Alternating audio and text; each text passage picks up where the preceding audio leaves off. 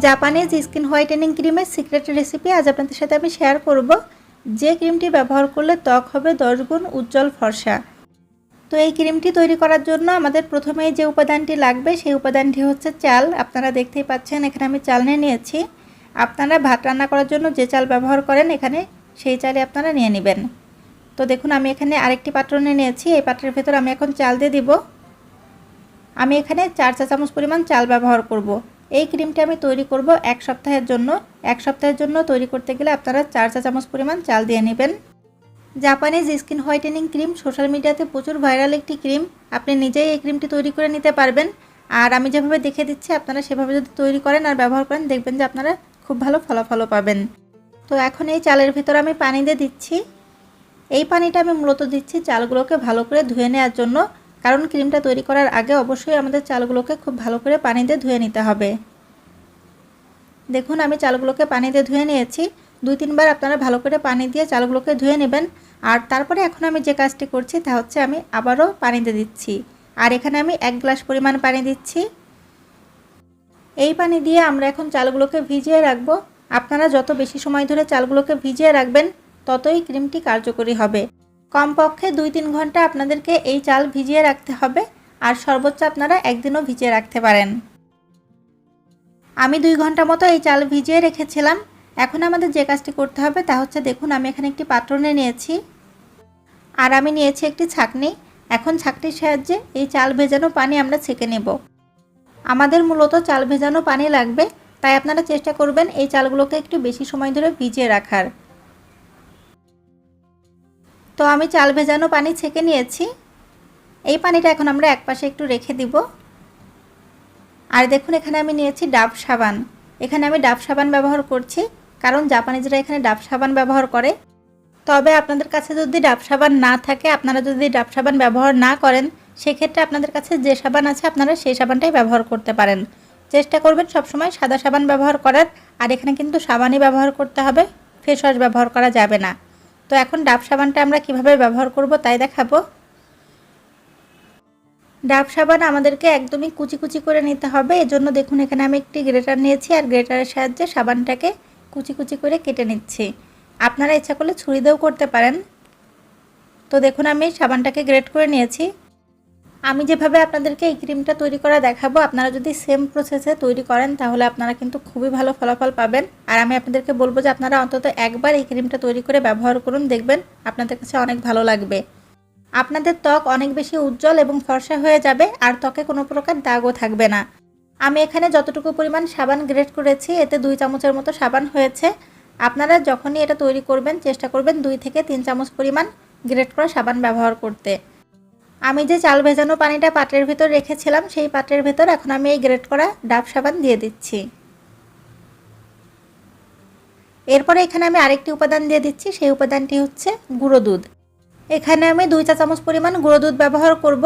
আর গুঁড়ো দুধ যে আমাদের ত্বকের জন্য কতটা উপকারী এটা হয়তো বা আপনারা সবাই জানেন। এটা আমাদের ত্বককে উজ্জ্বল করতে, ফর্সা করতে খুবই ভালো কাজ করে। এরপরে এখানে আমি যে উপাদানটি দিব সেই উপাদানটি হচ্ছে কর্নফ্লাওয়ার। জাপানিজরা এখানে কর্নস্টার্চ ব্যবহার করে। কর্নফ্লাওয়ার আর কর্নস্টার্চ একই জিনিস।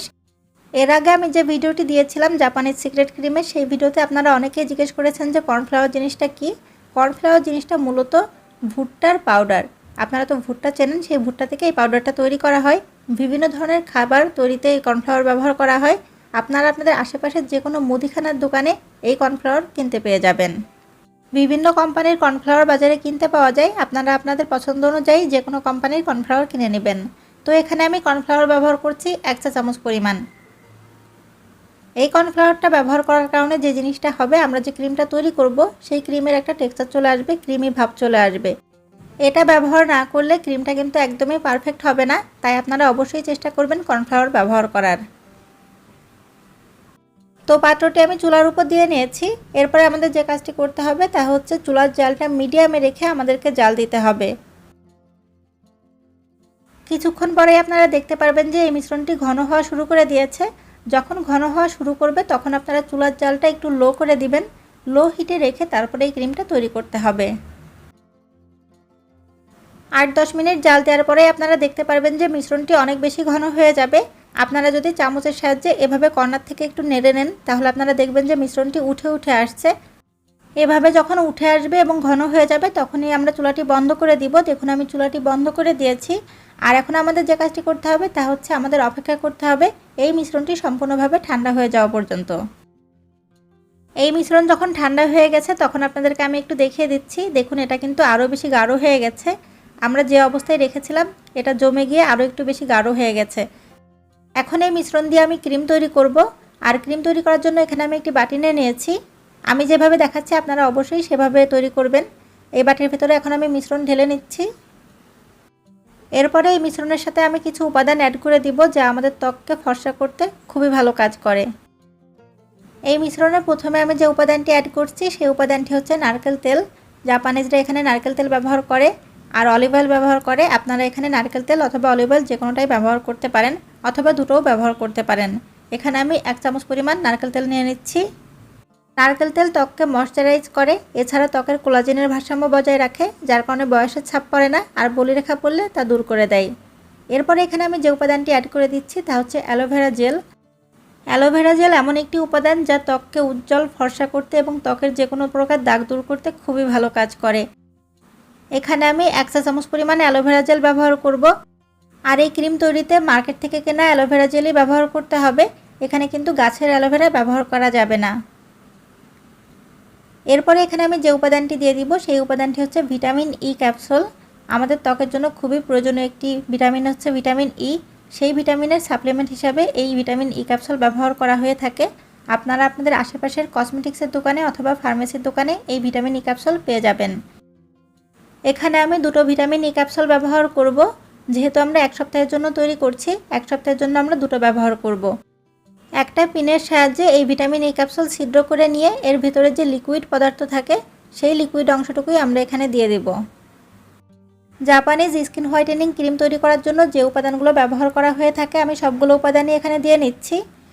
এরপরে আমাদের ক্রিমটা তৈরি করা হয়ে যাবে। আর ক্রিমটা তৈরি করার পরে আমি আপনাদেরকে দেখাবো যে আপনারা এটি কিভাবে ব্যবহার করবেন, কখন ব্যবহার করলে আপনারা খুবই ভালো ফলাফল পাবেন। তো দেখুন সবগুলো উপাদান আমি খুব ভালো করে এখন মিশিয়ে নিচ্ছি। আমাদের ক্রিমটা তৈরি করা হয়ে গেছে, আপনারা দেখতেই পাচ্ছেন এটা কিন্তু খুবই সুন্দর একটি ক্রিম তৈরি হয়ে গেছে। আপনারা এই ক্রিমটা তৈরি করে কাচের কৌটা বা ভালো প্লাস্টিকের কোনো কৌটায় করে রেখে দিবেন। আর অবশ্যই এটা কিন্তু রেখে দিতে হবে ফ্রিজের নর্মাল অংশে। ফ্রিজের নর্মাল অংশে রেখে দিয়ে আপনারা এটি প্রতিদিন বের করে ব্যবহার করবেন। দিন বা রাতের যে কোনো সময় আপনারা এটি ব্যবহার করতে পারবেন, তবে সবথেকে ভালো হয় যদি আপনারা গোসল করার আগে ব্যবহার করেন। তো আপনাদেরকে আমি এখন দেখিয়ে দিচ্ছি এটা আপনারা কিভাবে ব্যবহার করবেন। এটি আপনারা কিছুটা নিয়ে আপনাদের স্কিনে লাগিয়ে নেবেন। আর এটা কিন্তু আপনারা মুখ এবং হাত পা পুরো বডিতেই লাগাতে পারবেন। লাগিয়ে নিয়ে আপনারা এভাবে করে 5 মিনিট ধরে মাসাজ করবেন। অবশ্যই আপনারা 5 মিনিট ধরে মাসাজ করে নিয়ে তারপরে আপনাদের হাত পা মুখে এগুলো লাগিয়ে রাখবেন আরও 15 থেকে 20 মিনিট। আর 15 থেকে 20 মিনিট পরে আপনারা নর্মাল পানি দিয়ে আপনাদের হাত মুখ ধুয়ে নেবেন। দেখবেন যে একদিন ব্যবহার করলে আপনারা খুবই ভালো ফলাফল পাবেন। আর যদি আপনারা প্রতিদিন ব্যবহার করেন তাহলে দেখবেন যে আপনাদের হাত বা মুখ অনেক বেশি উজ্জ্বল ফর্সা হয়ে যাবে। তো বন্ধুরা, আপনাদের যদি ভিডিও সম্পর্কে কোনো প্রকার প্রশ্ন থাকে অবশ্যই আমাকে কমেন্ট করবেন, আমি রিপ্লাই দেওয়ার চেষ্টা করব। আর আমার ভিডিওটি যদি ভালো লেগে থাকে তাহলে অবশ্যই ভিডিওতে একটা লাইক দিবেন, আপনাদের পরিচিতদের মাঝে ভিডিওটি শেয়ার করবেন। ধন্যবাদ।